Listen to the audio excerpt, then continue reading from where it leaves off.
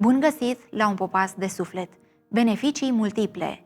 Învață-mă să am înțelegere și pricepere, căci cred în poruncile tale. Nu doar cel ce studiază va beneficia de pe urma cuvântului lui Dumnezeu. Cuvântul acestuia este viață și mântuire pentru toți cei cu care are de-a face. El va simți responsabilitatea sacră de a împărtăși și altora cunoștința pe care o primește.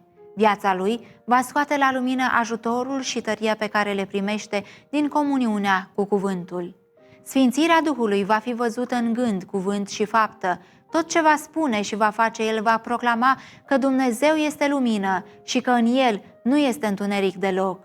Despre asemenea persoane, Domnul Iisus poate spune cu adevărat: voi sunteți împreună lucrători cu Dumnezeu.